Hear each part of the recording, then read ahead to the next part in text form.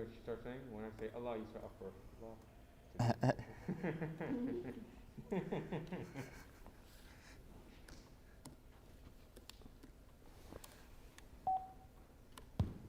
Check, check, check. 1, 2. Oh, I have the volume off. We'll be on now. All right.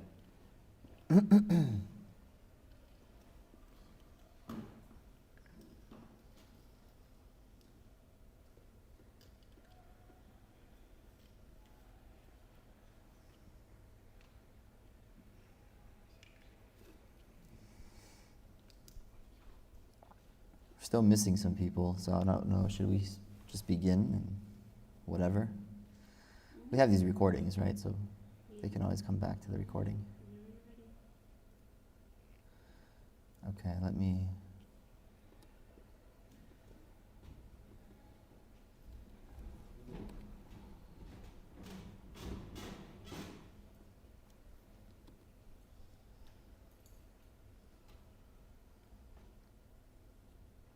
Recording in progress.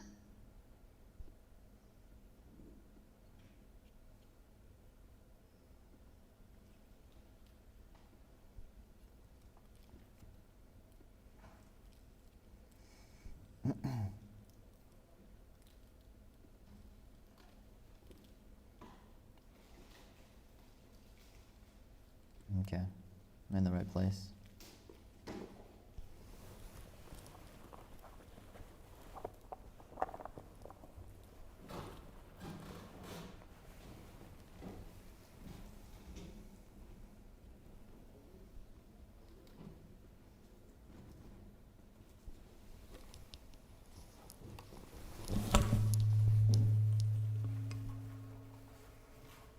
Make it loud. Oh, mashallah. Assalamu alaikum.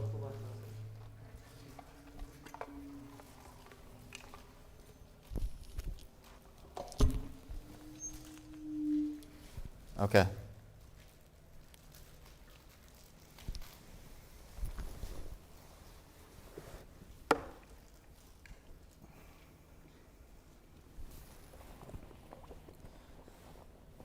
I didn't bring my glasses.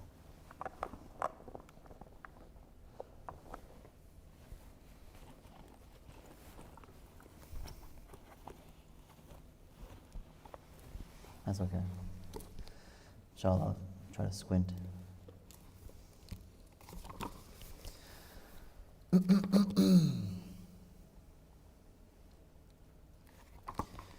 Alright, let's recite Surah Al-Fatiha. Bismillah ar-Rahman ar-Rahim. Alhamdulillah Rabbil Alameen. Ar-Rahman ar-Rahim. Maliki yawmiddin. Iyyaka na'budu wa iyyaka nasta'in. Ihdinas siratal mustaqim. Siratal ladzina an'amta 'alayhim. Ghayril maghdubi 'alayhim waladdallin. بسم الله الرحمن الرحيم الحمد لله والصلاة والسلام على سيدنا رسول الله وآله وصحبه ومن والاه اللهم يا منور يا فتاح نور قلوبنا بنور معرفتك وافتح لنا أبواب حكمتك وانشر علينا خزائن رحمتك إنك على كل شيء قدير اللهم علمنا ما ينفعنا وانفعنا بما علمتنا وزدنا علما وإخلاصا وصدقا في الدين ولا حول ولا قوة إلا بالله العلي العظيم وصلى اللهم وسلم على نبينا محمد وعلى آله وصحبه أجمعين. We begin in the name of God Almighty and we beseech Him to send His peace and blessings upon our beloved Master and Prophet Muhammad and upon his family and upon his companions and upon all of those who walk in his path with excellence until the last day. قال المصنف رحمه الله تعالى ونفعنا بعلومه وعلومكم في الدارين آمين. ويجب له تعالى الوحدانية أي لا مثل له في ذاته ولا صفة من صفاته ولا مؤثر معه في فعل من الأفعال إذ لو كان معه مثل أو مؤثر لما كان واجب الوجود لاحتياجه حينئذ إلى من يخصصه بما يمتاز به عما يماثله عموما أو خصوصا وذلك يستلزم الحدوث والعجز عن كل ممكن. So we've reached the point in the text where we're talking about Wahhdaniyah. The author now is going to be talking to us about the final of the negating attributes, which is Wahhdaniyah or oneness. So he says it's necessary that Allah subhanahu wa ta'ala has oneness.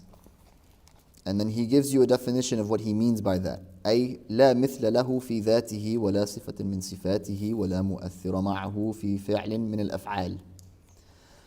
Meaning that there's no likeness to him in his essence or in his attributes or in his acts. And what he actually says is that there's nothing that shares in his creating. There's nothing that shares in his acting. إذ لو كان معه مثل أو مؤثر, if he did have some sort of similitude or someone else, something else causing, creating, لما كان واجب الوجود, he would not be the necessary existent. So as you can see, all of this is building on the proof for the existence of God that we've given. We came to the conclusion that there's a necessary being, and that necessary being cannot have a beginning, cannot have an end, is dissimilar to his creation, is self-sufficient, i.e. he doesn't have any need.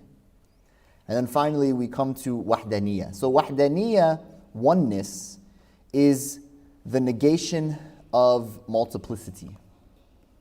That's what we mean. In other words, no multiples. There's nothing other than one. So when we say one, what we're actually saying as a mental judgment, similar to the negation attributes in general, is not many. It's not multiple. So God is not multiple. The necessary being, we haven't gotten to God. The necessary being, okay, is not multiple in his essence and in his attributes and in his acts. All right? So this is important to understand. Yeah, a lot of chords here. MashaAllah.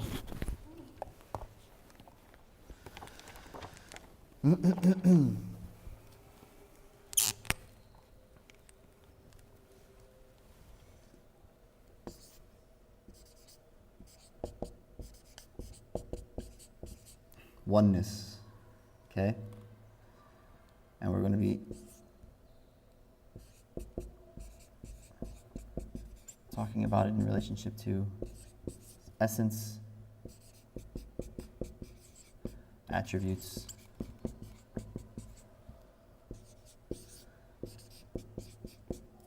and acts. All right? Can you position oneness to Tawheed or Wahhdaniyah to Tawheed? Yes. I mean, this is exactly what we're talking about. And it's quite central to the discussion, which is the reason why one of the main terms given to this discipline is ilm al-Tawheed. In other words, like, this is the essential sort of the essential category of theology for Ahl Sunnah. And for Muslims in general, right? Monotheistic religion. And so it becomes imperative for us to explain this concept of oneness, since it's so central to what we believe. All right? So God is not multiple in his essence, in his attributes, and in his acts. And so what we're attempting to show with Wahhdaniyah is that it's impossible for there to be multiple necessary causes. So Imam al-Sanūsī presents two arguments here, and they're quite similar to one another. And these traditionally are the two arguments that are given to prove that the necessary being is one. The first one is called Dalil at-Tamayuz, okay, or the argument from difference. The argument from difference. And this is how it goes. We posit that there is opposite to oneness, Assalamu alaikum, multiple gods, two necessary causes. All right? So this is the first one, the argument from difference. Okay.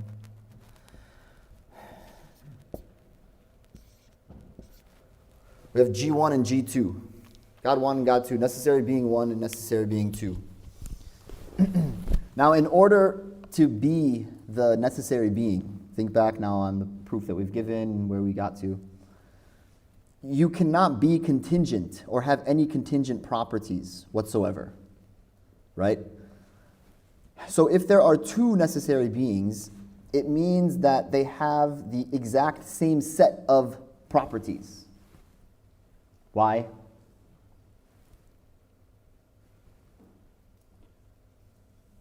What makes them necessary? Exactly. They're all necessary. All of their properties are going to be necessary if they're necessary beings. Now think about this.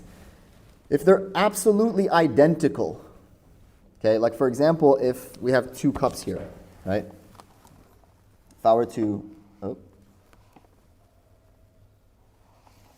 need more room on this table. If I were to put both of these cups, okay, well, this one's already looking different. So just imagine, all right? I have two cups in my hand, identical cups, all right? What makes them different? It's location.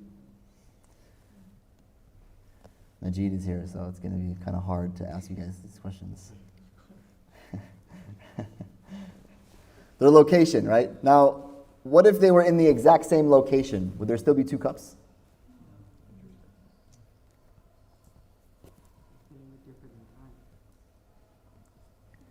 Time? What's the difference when we're in the time that we're in right now? Right, I mean, I'm saying 5 minutes later the cup isn't the same. No, I'm talking about right now. They're in the exact same location. Two cups or one cup? Two cups? Two cups in the exact same place? Taking the exact same space? Taking the exact same space and the exact same time with the exact same properties. I mean, what if we're talking Well, so yeah, that's good, but we're imagining here. In other words, would you still have two cups? That's kind of the question that we're trying to ask. Or would it be one cup? Yeah. I mean, it's possible if we consider that they might have some properties. We're not considering that. We're considering that all of their properties are exactly identical. Okay? So I started off by saying two identical cups side by side. They're identical in all of their properties. Okay? What made them different was their location. But then I said, okay, let's assume that they're in the exact same location. Now what happens? Nothing that would be possible. One cup would have to give. You would just have one cup. Yeah. Also, location would denote a physical property, which is a contingent thing. That's true. Yeah. So I'm using this as simply an exercise for us to think about the concept itself. Like, would you still have two separate things? I know we're talking about contingent things and contingent properties here, but just so that we can more or less conceptualize this, right? If they're in the exact same location, two contingent things, two cups with contingent properties in the exact same location, are they still two cups? They're one cup, right? Good. So if we're going to say in relationship then to necessary beings that they are equal in essence and in attributes, and this thing is not spatial, because a necessary being is not something that has spatial extension. It's not like the cups. It means that they have the same of everything. Both of these necessary beings have the exact same of everything. But in order to be two things, they have to be distinct in something. Otherwise, they won't be two things. They'd be one thing, given the example that we just gave. Now, the problem here is, can they be distinct in necessary properties? like color and shape? Do necessary beings have color and shape? No. I feel like this is hard because, we can't describe necessary beings with anything other than the fact that it's not continuous. Well, so we've described them, we've given 5 attributes thus far. Sorry, so we said... If we say that one of the necessary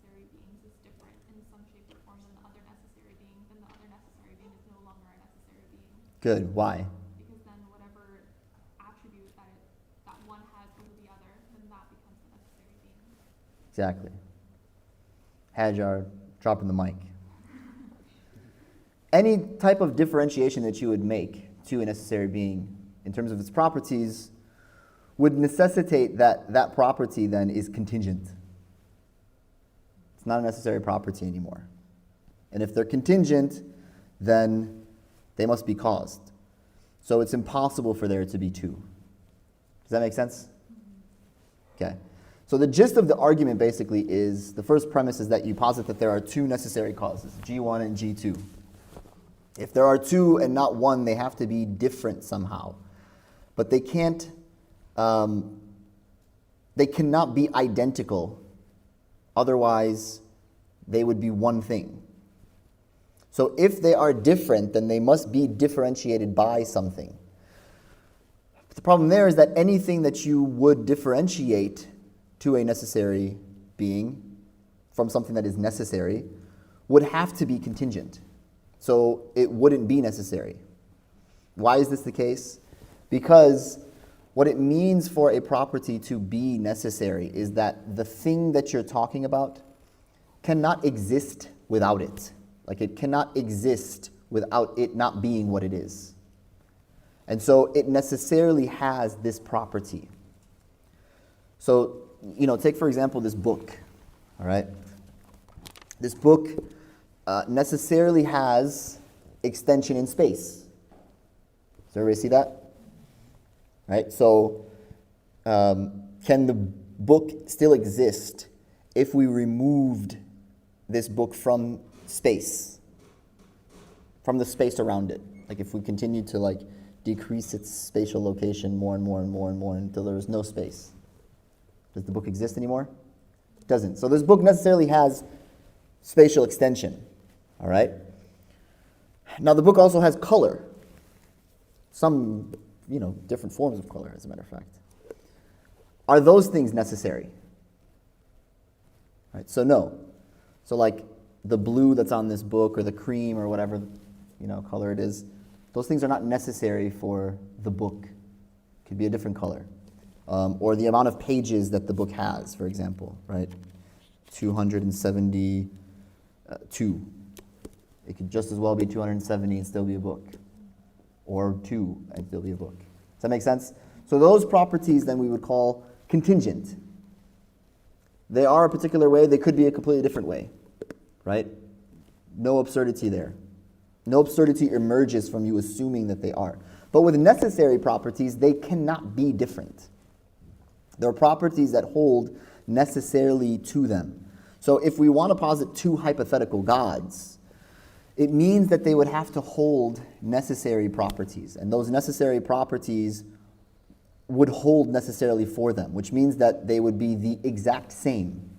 In other words, if G1 and G2 are both gods, they necessarily have to hold properties, and those properties would need to be necessary. And so they could not be differentiated by anything other than, as Hajar said, a contingent property. And if they have a contingent property which necessitates a cause, then we're saying that they're no longer a necessary being. Finished. That's dalil at-tamayuz, the argument from difference or differentiation. The second argument, does everybody understand that argument? Anybody have any questions about that argument? I feel like I just need to hear that chain one more time. All right. Exactly like you said it. I just need to. It went too fast.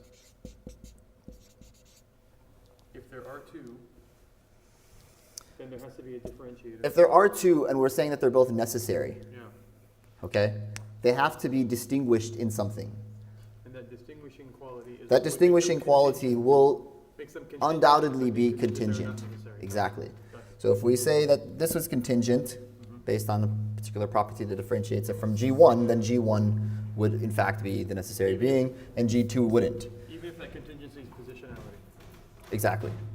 I mean, and we wouldn't say that obviously about a necessary being. Why? I mean, positionality, I'm assuming that you're saying, I don't think we need that. Positionality, I'm assuming that we're saying location. Fixed location. Exactly. But does the necessary being have location? about something else? Well, remember the proof. Go back to the proof. Where did we begin? Sam, assalamu alaikum. How are you? Where did we begin? Oh, is it possibly like the kalma, like la ilaha illallah Muhammad Rasulullah? No. We didn't start there. We started as like, we're human beings. Whoa, where am I? Whoa, what is all of this? This is a world. And then we went to the world consists of contingent things. Good. There's a few steps before that, but fine. Contingent things. Everything's contingent. It's located in space and time. It's moving. It's changing. Right? It's contingent. If it's contingent, it needs a cause. That cause cannot go infinitely into the past. Right? We end up at necessary being. From there, then we said that necessary being cannot begin, cannot end.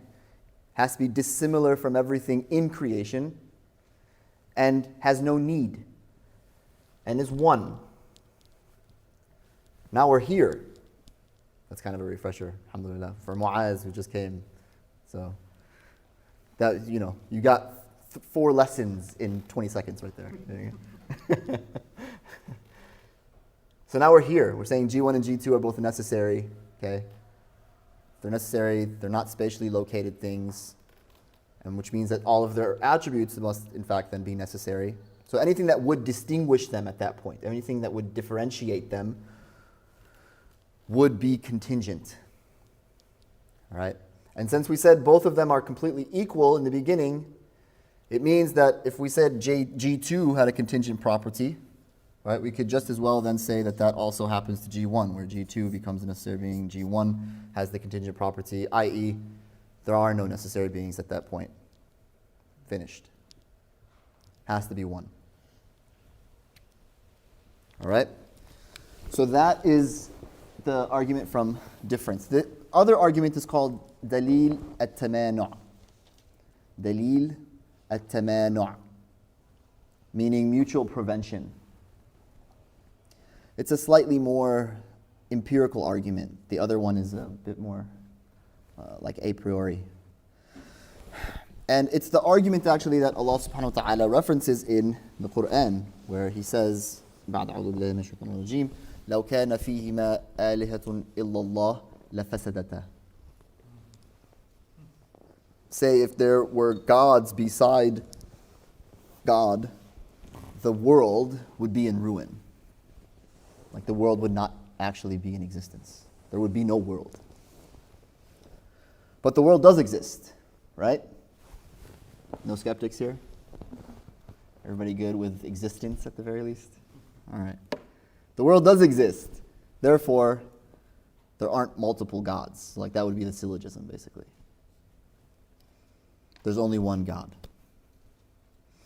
So in this scenario, once again, you begin by positing 2 necessary beings. You have, again, G1 and G2. They're completely equal. There could be more. They're completely equal. Here you have one of 2 things take place. Either G1, you say G1 wants to create the world. Okay. G1, G2 again. All right. So you say G1 wants to create the world, and it looks over at G2 and it says, hey G2, I want to create the world. And the world does exist. Okay? But G2 doesn't want to create the world. He's like, no, I don't want you to. What happens? G1 wanted to create the world. G2 is like, no, I'm not cool with that. The world exists. What happened? One overpowered the other. G1 dominated over G2, right? So G2 got overpowered. But we also just posited in the beginning here, once again, that G1 and G2 are both equal. So what is possible for G1 is also possible for G2, which leaves you in ruin. Okay? Both have the ability to overpower each other, and nothing would actually occur as a result of which. So in this scenario, you have disagreement between the two, with one winning out, which means that one overpowered the other, which means that the other one then would be contingent. And like we said, we posited in the beginning that both of them are equal. So that means what was possible for G1 could also be possible for G2. That means that they're both contingent and they both need a cause and they're both not God. Finished. Does that make sense? I mean, this one's quite easy to understand. Yeah? That means they would have to agree in everything that is at all given time. Good. So that's the second version. We're going to get to that. Hajra, you had something? Okay. So yeah, let's go to the second scenario. First scenario is kind of easy. Let's say, all right, G1 and G2 agree. G1 says, look, I want to create the world. G2's like, okay, fine. And the world exists. The world exists. What's the issue there? Doesn't that take us back to the difference? It takes it back to them being exactly the same in everything. And Well, no. So G1 says, listen, G2, I want to create this world. G2's like, all right. COVID-19. Creates the world. Anything wrong with that scenario? So, At one point they dissent and they eventually Oh. disagree? Or One is, is it like two becomes one at that point? Not quite. didn't one So just think become- about it. Did one just become contingent? It didn't do it It until- did, but why did it become contingent? Because it depended on the other one to say something. G2 didn't create the world until G1 said something. They depend on each other. Or vice versa, whatever, you know? Sure. The world wasn't created until a necessary conversation happened. Well, it's not a necessary conversation. Yeah, I guess it's interesting how to put it that way. But let's say that we're not really even, let's say that that's not a factor. Okay. G1 says, G2, I'm creating this world. G2's like, cool. World's created. What's the problem with that? what's the relationship between G2 and the world The that G2 G1 do created? exactly in this case. What do you mean? So expand on that. Wait, hold on. I want to see what, you had a question? Is it because G2 has no power to alter the decision of G1? That's exactly it. If G1 creates the world, can G2 still create the world? That very same self-world? Man, this is going to happen all night. Let me give you kind of a...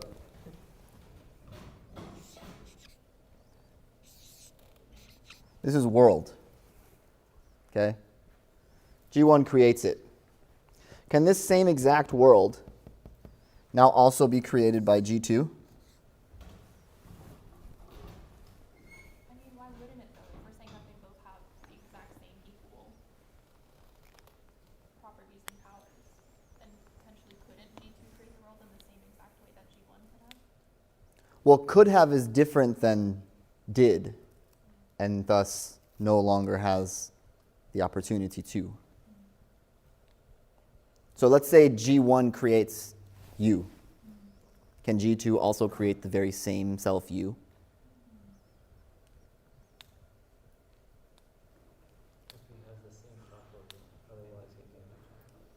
It'd be a different... Well, yeah, so the minute that you say it would be a different anything, it's no longer the same self, the ain thing itself, right? Yeah. That would tie back to in Wahhdaniyah, so oneness in that. So if G1 can only create this one being or thing, and then G2 can't, then that would be oneness in that, right? Correct. Correct. Yeah, that's a good point. And hold on to that because that's going to be a huge point to come up later as well. Yeah. You could also say which of the two's decision or acceptance of the decision is more necessary. Like which one has to. Sure. Yeah. That's correct. I mean, the idea here is simply to say that there's just always agreement. G2 is just kind of like, whatever you want to do, just do it. As a matter of fact, you can say, okay, extend that. basically. Let's say that G2 tells G1, create every contingent thing possible. G1 now attaches itself to the entirety of creation, i.e. it creates it. Okay? What now happens to the power of G2 is that it no longer actually is connected to anything. In other words, it doesn't create at all. Okay? And in fact, if you think about that, it keeps going towards infinity, where it's no longer capable whatsoever to attach itself to anything, i.e., and if that's the case, their power and will become subject to change, wherein one is ultimately causing the change in the other. And if it changes, it's contingent, i.e., it's not necessary, not God. And like we said in the beginning again, they're both equal. So we can reverse that scenario. We can simply just say G2 is the one who's creating everything, and G1 is just kind of saying, okay, fine. Whereby now G1 no longer has the capacity to attach its power and will to anything whatsoever. Is being changed. It's delimited in its power, which means that it's changing, which means it's contingent, which means it's not necessary. So the point is, can the exact same thing actually be created by two causes simultaneously? No, it would be impossible, because if one created a particular thing, the other one cannot then create that exact same thing, which means that it doesn't have power over that, which means its power is delimited, contingent. Boom. Make sense? What if someone asks, well, can't they both do the exact same act? Yeah, exactly. Just every single act that they do forever and eternity is just always the exact same thing. Good. Very good. So you go back then to the same point you made before about, well, how are they different? Now someone may say, well, the distinction could be potentiality. Like there's potential for them to disagree. Is that okay? Isn't that a difference? We're just back to mutual convention. Exactly. You're kind of just going back to the same point. It illustrates what's already an entailment of the argument from Tamana itself. All right, where we posit that the world exists, there's two gods. The fact that there are two gods means necessarily that disagreement between them is possible. And so, it's possible for them to disagree, like one wants the world to exist, the other one doesn't want the world to exist. If the world exists, then one must have been more powerful than the other one. And we already posited that, well, they're supposed to be both equal, and the argument then, goes to the conclusion of one being contingent, and that can also be reversed to the other. So that you can basically posit the argument itself would be, if two gods exist, then disagreement is possible. Disagreement for God is impossible, therefore, two gods is impossible. Does that make sense? Everybody good with that? There's a third argument that Imam al-Sanūsī also talks about, but I don't think we need to go into that. Everybody got it? Everybody good with it? Wow. Really?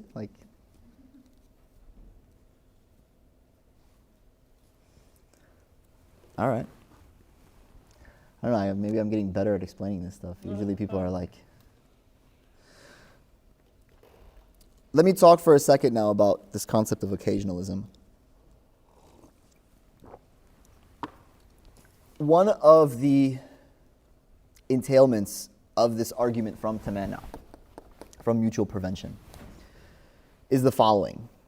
As we said, God is one in essence, in attributes, and in acts. And when it comes to acts, Imam al-Sanūsī makes this point pretty clear. He says, there is nothing that shares in his acts, i.e. there's nothing else creating. So what that means, for the sake of the argument basically, is that you can replace G2 with anything else that could create. Does that make sense? You can replace G2 with anything. It doesn't even have to be a necessary being. Because the whole point of that argument is that there can't be two creators. It doesn't matter if that creator is necessary or contingent. So it doesn't play a part in the argument, basically. Does everybody see that? Does everybody understand that? Okay, so what does that mean? What is the implication of that? What that means is that nothing else can be a creator. And you can use that same argument to show that it's impossible for human beings to create their own actions. Can you repeat that first part of the argument because I got lost? The first part of what argument? Talking about like the two creators. You asked earlier if we understood. I got confused. Okay, so which one are you talking about? This mutual prevention? No, I'm not sure what I got lost. Like you were saying, like there's two creators, and then you said, well, one of them has to be something that's not necessary. It's like a thing that's not necessary. I don't know. Did You anyone? could replace one of the creators with anything contingent that creates. Right. That part. Yeah, so when we talk about the dalil tamanu', what we're saying here is that because one of the necessary beings, okay, is in fact going to connect its power and will to a contingent thing, it would then preclude the other necessary being from being able to connect its power and will to that very same contingent thing. All right? And so on the basis of that, we recognized that there can only be one. What I'm saying is an implication of this, one of the entailments, as a matter of fact, of this very position is that nothing else can create other than this necessary being. So we don't even have to be talking about it in relationship to the idea of another necessary being creating. You can also talk about it within the world, the contingent beings in the world creating. All right? So what does that mean? What's an implication of that? Does everybody see where I'm going with this? In other words, there's nothing else creating anything other than the necessary being.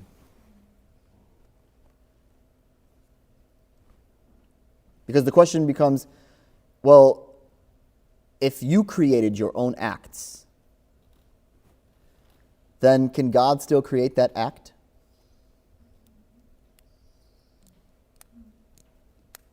No. Which means, in other words, you would try to be positing that something escaped the power and will of Allah, and that's impossible. Right? Now, what does that mean? That means that everything in the world was created by God, and the relationship those created things have with other created things are also ultimately created by God. In other words, God creates the actions of human beings and brings it into existence. So created things of themselves do not create their own actions. Created things of themselves do not create their own actions. So we would say that God, Allah subhanahu wa ta'ala, creates it for them at the moment that they come into contact with one another. So for example, you have fire and you have burning when it comes into contact with something that's flammable. All right? What we would say is, well, it's God who creates the burning when the flame comes into contact with that object that is flammable. It's not the fire itself that's creating the burning. Does everyone understand this point? Because if you create your actions, or the fire created the burning, okay, and it is the source of its existence, we would say, that means that that contingent thing, while it's existing, could not have been created by another. And that is, which would mean that God's power and will doesn't connect to those things. And so it would be delimited, we go back to the same thing, right? Which means it's contingent and it wouldn't be necessary. Everybody good on that point? So what that implies is, the point here is that God is the creator of all things, including your actions. And the argument that we've made here implies that God is creating your actions. Nothing else creates anything. God knows what you would have chosen to do and done if you had the power to create whatever it is that you were looking to create, and He creates it for you. Yeah. Yeah, so what are you doing then? Yeah. What are you doing? What's going on with you? Good. What you're doing is making a selection or a choice. And you're acquiring the effects of those choices. But you're not creating them. God is. So like God is creating a possibility of what you could do, and then you just choose? Yes, and then He's creating the effects that you eat. Yeah, exactly.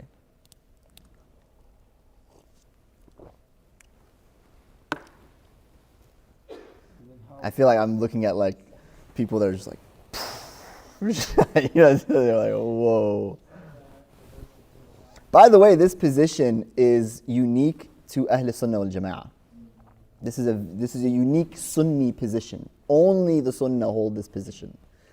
No other sect or even another religion holds this position, i.e. that Allah is the creator of every action that takes place in the universe. Can you give an alternative? So, well, maybe you can. Well, deism is a train wreck. So the But- alternative opinion is that the choices I make take God by surprise. Well, no, so let's think about it just even in terms of like the concept of naturalism, for example. Okay? That these things that are contingent are themselves creating their effects. They themselves are what is creating the effect. It's the fire that is necessarily burning. Is there a problem with that? Yeah, Right, we believe Allah makes it perfect. because one, that would mean that every single thing that's occurring is creating itself, right? You would have like an infinite amount of wills in existence. Mm-hmm. Also, like, I mean, there's also textual evidence for occasionalism in the Quran. Well, so yeah, but let's think about like the ramifications in it for a second here. I could think of one that would be disastrous for science. This is where people like Sam Harris gets in trouble. Because Sam Harris is a materialist. And the conception of materialism within science obviously wants to hold that there are relations between things in the contingent world, like fire and burning, for example. We don't actually observe causality. What we're observing is a relationship. Some would say it's an emergent relationship that happens. It's an emergent effect, okay? What we actually see are simply those two things coming together. But can we say that they themselves are the creators of that effect? We can't. It's an assumption that we make. That's materialism. And that's why I said, as far as Ahl Sunnah are concerned, we have no problem with thinking about the world in that way, because they said, yeah, the world is made up of contingent things. And it's all material, physical objects and the properties of physical objects. And they're really relationships that hold, right? But Ahl Sunnah then would say, who is creating those effects? Allah. So we hold that, and that's the reason why you absolutely need a creator if you're going to hold a materialist vision of the world. Otherwise, there's no way to explain for anything outside of just simply saying that there are relationships that seem to hold. Now, that's what most people want to do. But if you begin to do that, what you're going to find is that you don't have a way of actually coming to knowledge of anything. There's no certainty under that model. And so when you begin to make claims when you begin to make moral claims that you're saying you're deriving from the world that are in fact necessary, you now have contravened your own madhab. So when Sam Harris wants to say that he's a moral realist about the world, but somehow still maintain the idea of a materialist vision of that world, given the sort of emphasis that he makes on science, he's caught between a rock and a hard, whatever that is. Okay. You get what I'm saying? All right. So, and by the way, the materialism, so far as the way that science operates today, is like the dominant perspective. Yeah. Yeah. So I just wanted to ask on the concept of like our ability to choose what will create our actions. So it's, we could say that like essentially there's some, and the reality of it is transcendent beyond us, but there's some essence of us, our nafs. You can say that Allah has allowed to make decisions, but it's not actually doing anything on its own. It's Allah doing it for us. So like, I guess I wanted to ask, like, would a good example be to say that the relationship between this relationship is similar to like the relationship of like our brains and our neurons? But like your brain chooses to do something such as lift my finger, but ultimately it's the neurons firing and sending that signal that's allowing it to happen. And if anything is damaged with those neurons or they're cut off, your brain can think and choose as hard as it wants to, but that action is just not going to happen. Yeah. I mean, ultimately, we would say that you don't have the power to create or cause anything. You have a choice that you can make. And I guess if that, I'm following it, and I'm just wondering if there are any outliers to that idea, but it seems to work. I think that you're thinking about it properly, using that. And obviously, yeah, like Asnavi said, there are scriptural references to this. Like, this isn't just coming out of left field as well. Allah subhanahu wa ta'ala says, وَاللَّهُ خَلَقَكُمْ وَمَا تَعْمَلُونَ. Allah created you and what you do. So, and this was, the chapter in Imam al-Bukhari's text, خَلْق أَفْعَالِ الْعِبَادِ, like the creation of the actions of the servants of God, i.e. that Allah subhanahu wa ta'ala is creating everything in the world, including your actions. And that's ultimately where we would say the derivation is coming. But it also follows from the system or the program that we're developing here, theologically speaking, as well. So on a rational basis, one can say you can ultimately come to that understanding. By the way, we're talking about this now kind of in a lackadaisical sort of manner. This was massive for the development of science. Because before that, the dominant paradigm was Aristotelian natural philosophy. And Aristotelian natural philosophy wanted to try to say that there are necessary causal relations between contingent things in the world. So that whole concept of Aristotle talking about the moon being made of ether and that it orbits in perfect circles and all of that stuff that science had to work so hard to break free from, okay, they had to do so ultimately by positing a materialist or empirical vision of science. And when you look at the only group historically who held on to that vision, it was Ahl al-Sunnah wal-Jama'ah.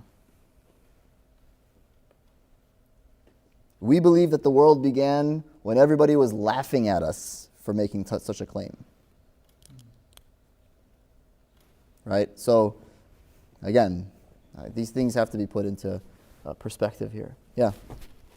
So my question is to the intention itself. Do we consider it not to be a creation of God? The act itself? I'm sorry, no, the intention. The intention. The choice that we're making. That's a good question.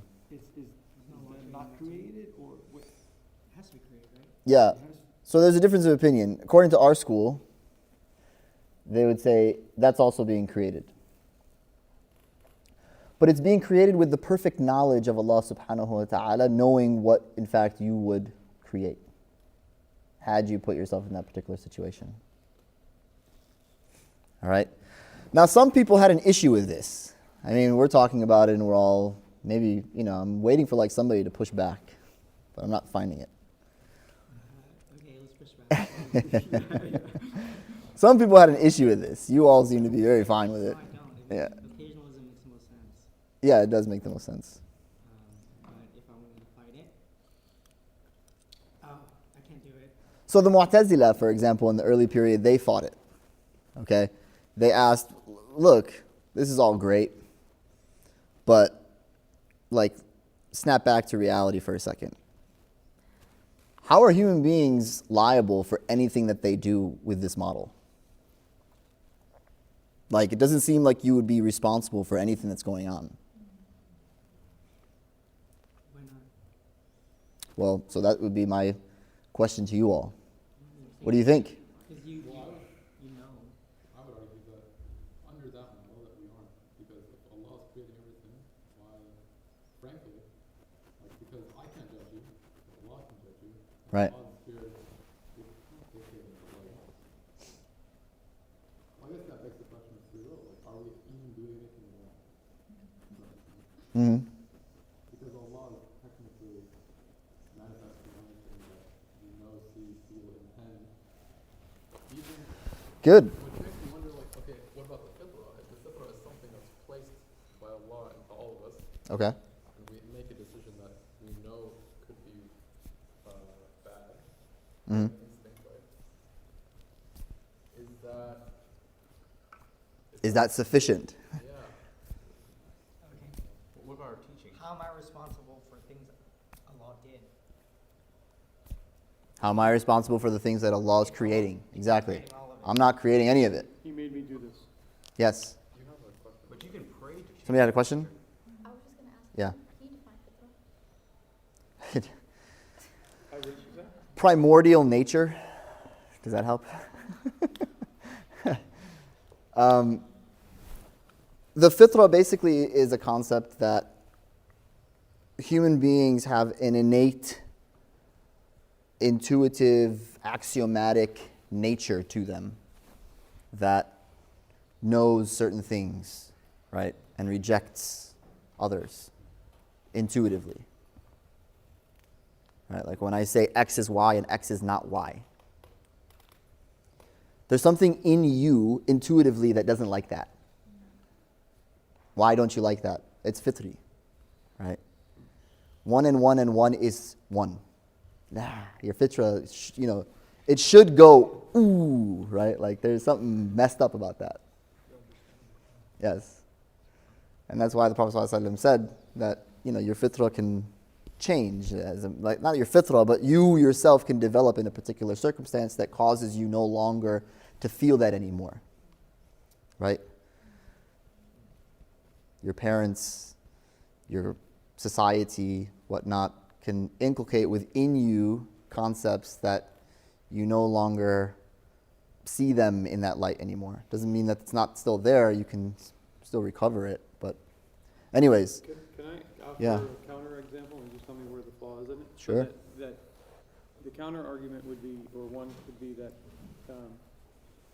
God is not causing intentions and actions and results, but initiates them and establishes laws that govern if this then that's throughout all of existence. Well, be careful what you mean about law. So define what you mean about laws. There's a lot that you said there, but I'm going to go to laws first and foremost. Yeah, laws meaning, that's kind of where I use the if then that, framework, right? That if you're in a place that has a gravitational pull and you release an object, it'll fall toward the larger object. Yeah. So you mean like balance of forces, right? Things that we have discovered, at least to some extent, that we represent with laws of physics and thermodynamics, and Sure. right. And then of course those laws, become more nuanced as we are exposed to more information, but doesn't actually change the law; it just changes our understandings of them. But the point is, he established these things. He established these things. He was the establisher, not the continuous controller. No, that's wrong. Isn't that like mini gods? Why was the Quran even introduced as a book of laws that we follow? Well, so that's a different question for a second. But let's go back to Omar's point here. Do you all see where Omar went with that? Yeah, it's like demigods. Okay, so do we have an issue? I don't know that I'm saying that, but okay. Do we have an issue with that concept, i.e. that Allah subhanahu wa ta'ala initiated a particular type of code in the world. And that code kind of runs on its own. So Allah made a G2 to run the world. In a sense, what that is trying to say, using kind of our own language here without using technical terminology, is that, yeah, we're all kind of our own gods, in a sense. We're creating the things, right, through causal powers that have been given to us by God. Okay? What in the technical terminology of the mutakallimun, they called al-quwa al-muda'a. And they said that the quwa muda'a, the idea of causal powers, is a bid'ah.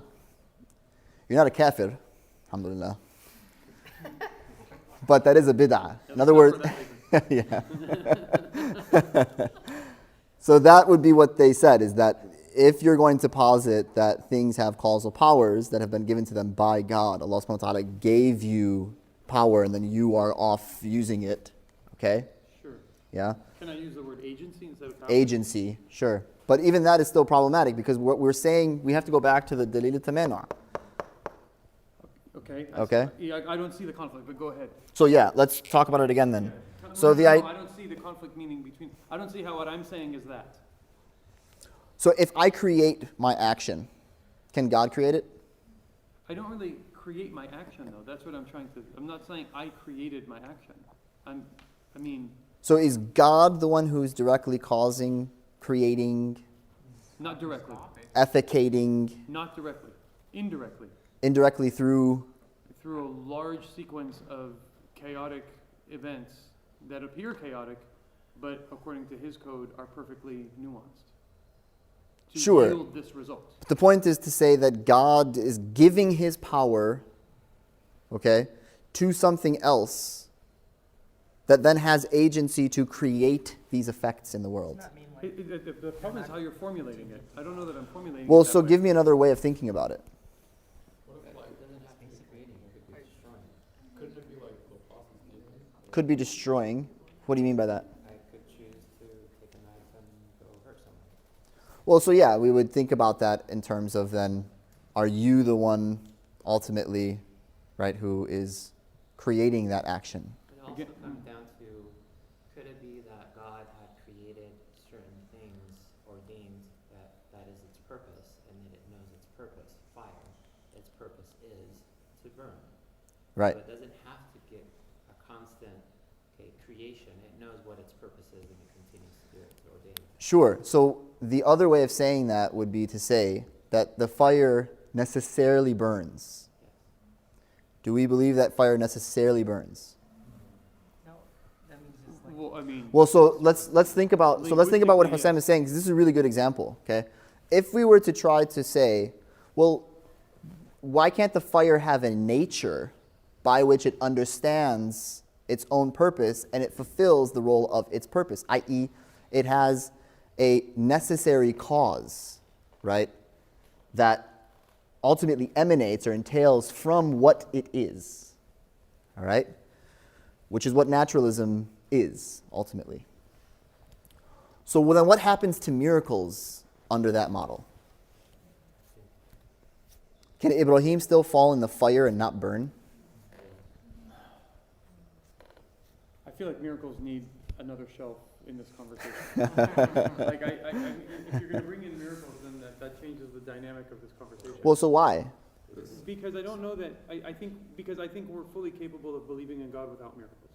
I think that's something that maybe a much bigger conversation, but I don't know that miracles are a necessary component of faith. Well, so are you able to believe in God without believing in the passage in the Quran where Allah subhanahu wa ta'ala tells the fire, Kuni bardan wa salaman ala Ibrahim, when the Prophet Abraham was thrown into the fire? Sure, I'm not suggesting that I can be a believer. And we can talk about enough. miracles as a category by itself, but just that particular incident, let's say. Right, but a lot can be said about what does that verse really mean. Sure, so I'm not suggesting, no, which is the answer to your question. I would have to believe that verse is accurate. But I don't necessarily have to believe its literal meaning. I could, Correct. It's within the capacity of one's faith to believe in a different interpretation of that verse. So yeah, you could go that route, but what you're doing then ultimately is having to deny miracles. Okay. And the reason, and I'll tell you why. Because I mean, this particular concept is something that Ibn Rushd and Ibn Sina tried to do. Okay. They tried to deny miracles. They wanted to hold on to this sort of naturalist vision of the world. Okay. Things have natures, right? Essentialism, coming from Aristotle, that tell you what things are, i.e. what their purpose is, that then necessarily entails the way that it behaves in the world, such that if it does not behave in that way, it is no longer that thing anymore. All right? Again, modern science destroyed that concept. So like the science that we have today and the type of technological advancements that we were able to make happen as a result of us breaking free from this concept. What about Just so that we know kind of like where we're, and I like, nobody's like being judged here. Right? Like we want to throw out concepts to each other and say like, let's see what happens if we think this? What happens if we think that? That's exactly what theology is for. All right. So these are really good questions. One second. So the point that I want to make here is that Ibn Rushd, for example, said, on the basis of this naturalist vision of the world, okay, where things have essential natures, all right, when Allah subhanahu wa ta'ala said that He threw Ibrahim alayhi salam in the fire, when Ibrahim alayhi salam was thrown into the fire and the fire did not burn him, it's not that the fire actually did not burn him. It's that there was an inhibiting cause, okay, that was placed around the fire. That's fire. Don't make fun of my drawing. Okay? An inhibiting cause, right? And that is actually what he was in. Yeah, but that's not like what the verse is saying. Okay? He's the creator. He can create exclusion or exception. But he's going against like the language of the verse. Of course. I mean, the first question you have to ask is, like, where did you get all of that? Like, but essentially, he recognized that it can't simply just be him being thrown into the fire. If I'm going to hold on to that vision of the world, I don't have a way of substantiating miracles anymore. Like, it's not like Allah subhanahu wa ta'ala can go against the essential nature of the way things are, which is something also that's quite problematic, because now what are we saying? That Allah subhanahu wa ta'ala is being coerced to act in a particular fashion on the basis of these essential natures in the world. Right? Even if He created them. In other words, what we're going to say is that He created these essential natures and now He's bound by them. So if you want to say that He could change them, then you're no longer positing this idea of things having a natural essence to the way that they are and must behave.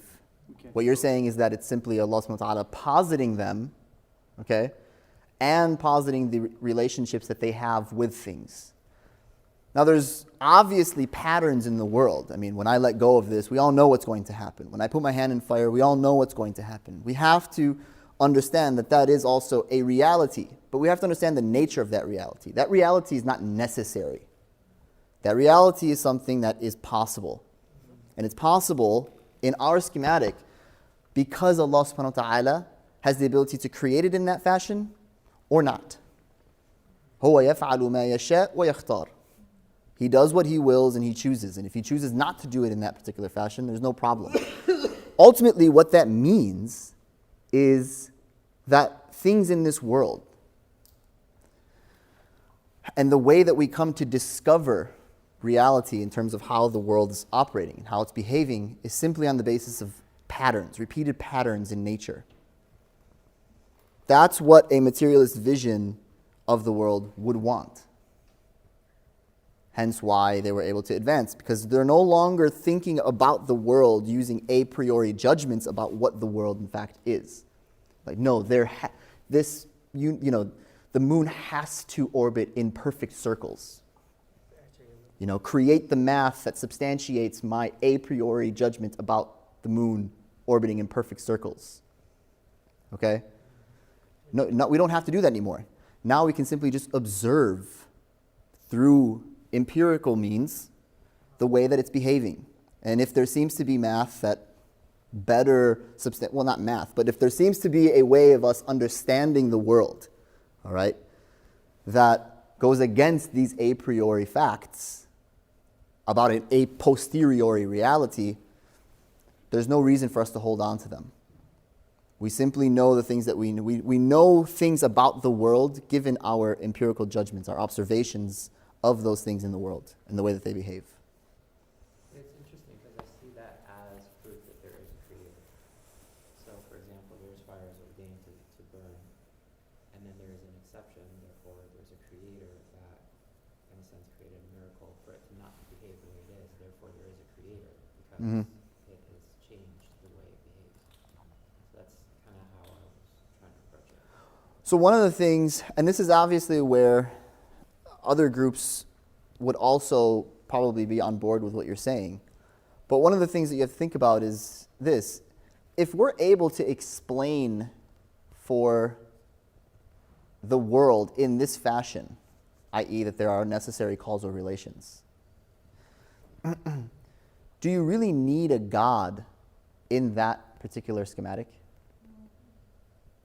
Like, do you need a God for you to understand why these things are operating in the ways that they are? Why? Because it would be necessary. The way that they are is necessary. So if you just understand what the thing is, then it necessarily means it has to be doing this. And if I understand then that things in this world all necessarily follow, then why do I need a God to explain anything? The world itself is sufficient for me to explain everything. You get what I'm saying? It could be that way, or it could be just certain things that could be the Hizbah, right? He mentions that in the Quran as well. So there's certain things that are calculated by him, and then there's other things that are not, that need the explanation, that need deity. Yeah. So we're not trying to take away the idea, like Allah subhanahu wa ta'ala says, for example, وَأَحْصَى كُلِّ شَيْءٍ عَدَدًا. You know, He has proportioned everything in precise number. Okay?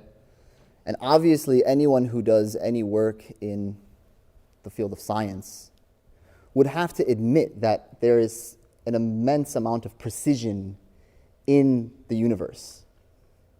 Okay? The question is it necessarily that way?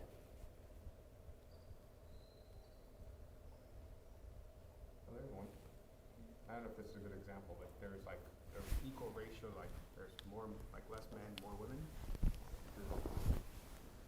I mean, it happens automatically. Well, so that's, maybe that's a little bit of a different idea. The laws of nature are not necessary.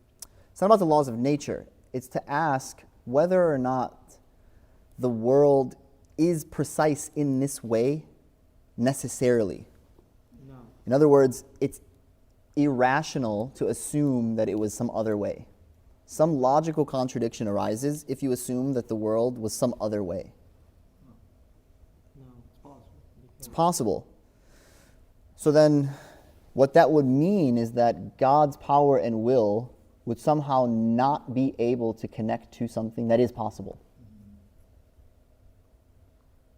That's where the issue is. And again, given this particular format, there are certain commitments that are being made, obviously, yes. But those commitments are being made for good reason. Miracles are a huge aspect of this religion. It's not to say that we can't have a discussion about what miracles are, or what quote-unquote miracles, one can accept and one can't accept. Sure. But, the concept itself is actually something that's quite pivotal to the way that Muslims should think about the world. It's an essential aspect of one's worldview. And the reason is because, as we'll come to see in terms of prophethood, how do you establish the veracity of prophets?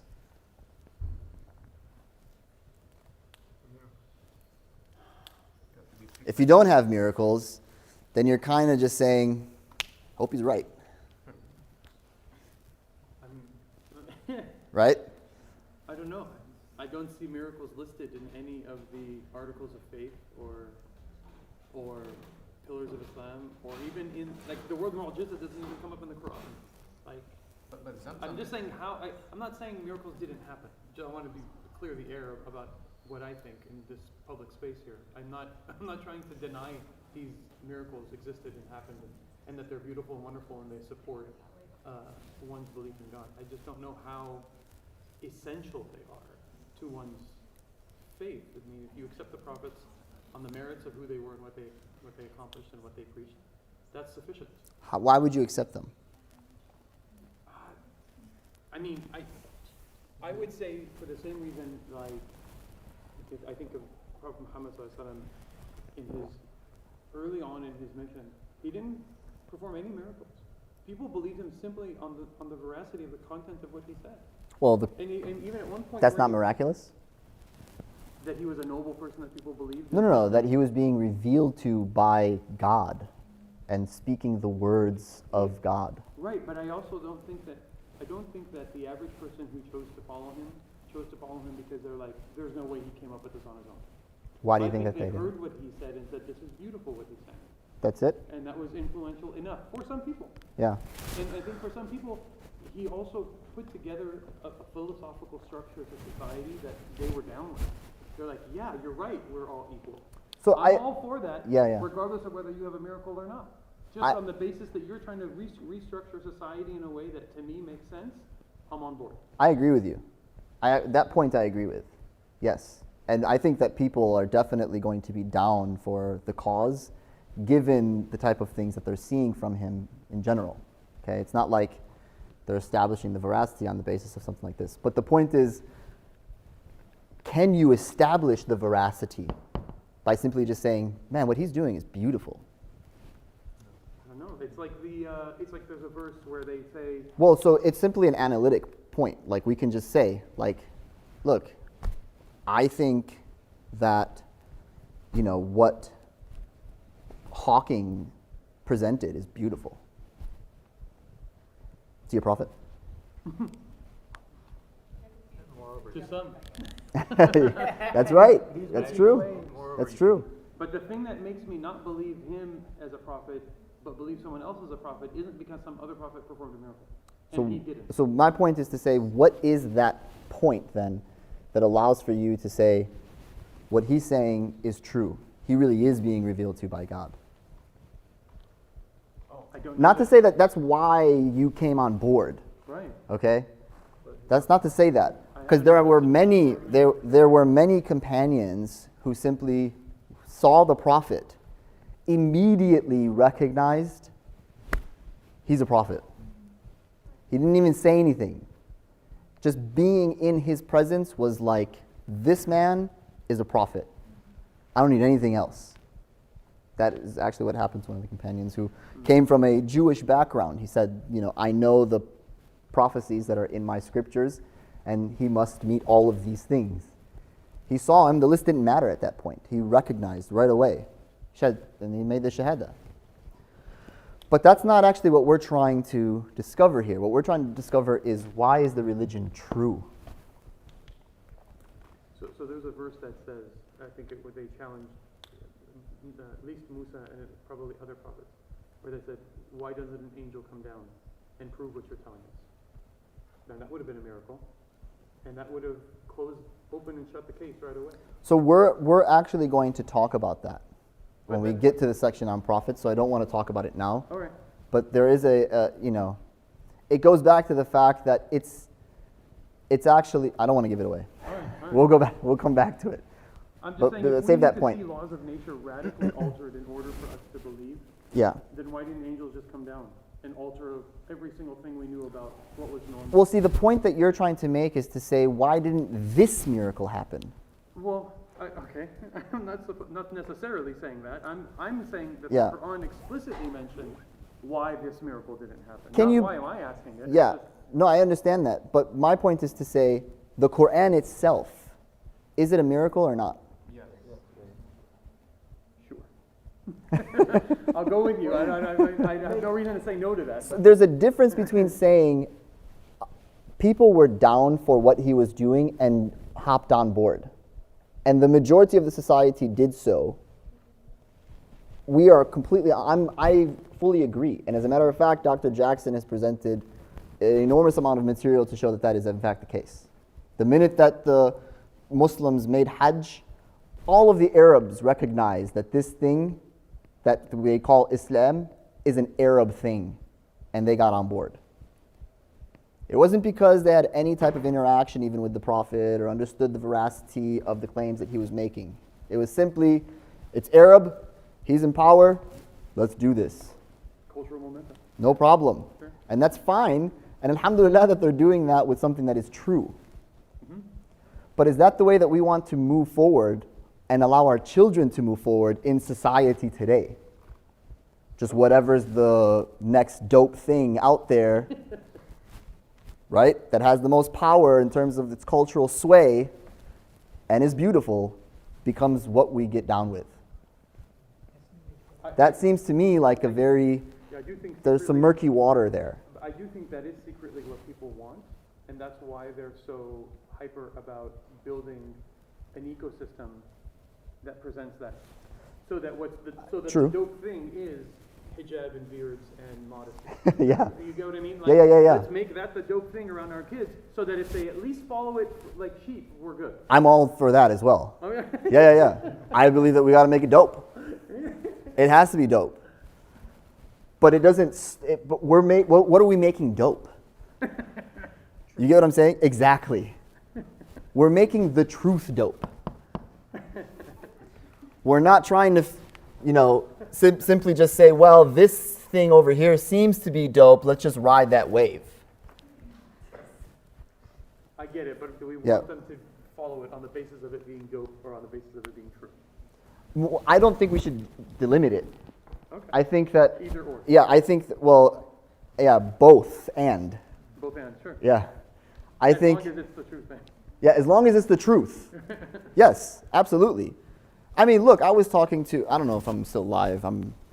Jihad Safir is a good friend of mine. Jihad Safir was talking to me about this the other day. He was saying, you know how many people in my community were completely down, like would give their life for a movement in where they believed that some man was going to come down from outer space and save them, the Asiatic black man who was going to come from outer space. Like, in other words, they weren't thinking theology at all. They didn't care if it was true or not. This movement gives me agency in the community, and it makes me who I want to be in the community. I don't know about the whole theology, like whatever. Yeah, giant spaceman is coming to save me, in the year 2020. Cool. I'll get down for that if this thing gives me a job and gives me agency in my community. If I gotta wear a bow tie, I'll do it. Yeah. So in other words, yeah, society reacts to these types of things in that particular manner. But that's not how you establish truth. There's a difference. And we need to be people of truth. Ahlul haqq. وَلَوْ عَلَى أَنفُسِكُمْ. Right? Sure, even if it's against yourself. So these can't just be slogans that we make. We have to really be down for this. Hence why our tradition, historically speaking, was always down for this. Yeah. We'll end, inshallah, because we're out of time. We'll talk a little bit more about this concept of moral accountability next time, inshallah. Sidi, I have a question. If people, yeah, go ahead. Sorry, let me take the online people. Assalamu alaikum. Alaykum salam. So, the ability in us to recognize truth, is that a miracle? Like, or It's a kind of miracle. What is that? I would say it's a kind of miracle, yeah. Okay. But it's not a miracle in the sense that, I mean, again, we're going to be going too fast for the class because it's going to come up at a certain point. But the concept of miracle, I mean, what people think about when they think miracle ultimately is a break in the conventional norm. This is supposed to fall down when I let it go. If it doesn't do that, it broke conventional norms and it's a miracle, okay? But not necessarily. In other words, that's not the entire definition of a miracle. I would also say that, if we're hesitant about the concept of miracles, to wait, because we've been taught something about miracles that I think has been fundamentally wrong for many years. And this also permeated the way that most of the community thinks about this concept of miracles. So let me present what our tradition actually said about miracles, and inshallah maybe it might, make you think about how that develops in a particular fashion. But given this structure of the world, okay, the idea that the natural phenomena, the world itself, okay, is something that is created by God, and all of its actions are created by God, gives you the space necessary for there to be miracles, because things do not have to necessarily function the way that they typically do. All right? And like I said before, the dominant perspective in science is absolutely down for that. No one has an issue with it. As a matter of fact, they would have an issue if you tried to say something to the contrary. So this isn't something that we should, as Muslims, Sunni Muslims, should be shy of in any way, shape, or form. That's what I'm trying to say. Right? It also substantiates the concept of miracles, as we said, and it'll continue to follow. You had something else, Majd? So yeah, just to follow up, so basically, the way I understand it then is there is, well, first of all, a follow-up question, is it something in the truth itself that I'm attracted to, or is it something, or is it something in me that recognizes the truth, or is it an interaction between me and the truth? But also, back to what you were saying about the miracle, so the miracle could be that God could intervene and make me recognize the truth without any other factor. That's true. Right? Yeah. That's true. I mean, Allah subhanahu wa ta'ala does not need to create the processes by which one comes to certain types of truths. Like, we're coming into a bunch of truths through this class with my very poor demonstrations of these things. But Allah subhanahu wa ta'ala could actually just give you all of that knowledge, ladunni, as they say. In other words, you just have it. You know all of it. And there's no need for demonstration. But again, one should be careful to try to say, well, that's what we should implement as kind of like the universal across the board. Everybody should just know things like that. That's a bit absurd. It's not a bit absurd. That's absurd. Like, there's inferential propositions for a reason. You come to know things through inference. Some things are daruri. You all are here. I'm here. Like, that's daruri. But to know these other types of concepts, like, for example, that God exists, okay? I think the brother's question was about determinism and the problem of evil. And you were trying to bring it to that. That's what he's talking about. Yeah, so was there a question about determinism? Majd?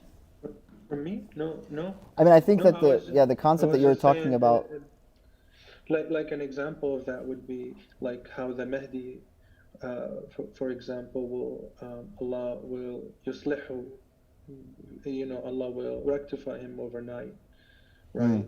I mean, there was intervention there, but so it's not like like we have will, we have agency. The way I see it is like we have. Allah gave us, that's the freedom that He gave us. I mean, that's the gift, is that we have something unique, like a soul. Yeah, so, and the problem is that we didn't really get through it all, so I kind of like left you all hanging on this point. That's true. Yeah, that's how you guys are going to show up next week. Yeah. But just so that people aren't leaving feeling like I have this like existential crisis right now, all right? When the Mu'tazila asked, how is this model allowing for you to say that human beings are liable for the things that they're doing, since they're not actually creating any of them? Ahl Sunnah said, easy. You don't need to be the creator of something for you to be responsible for acquiring it. Done. Yeah.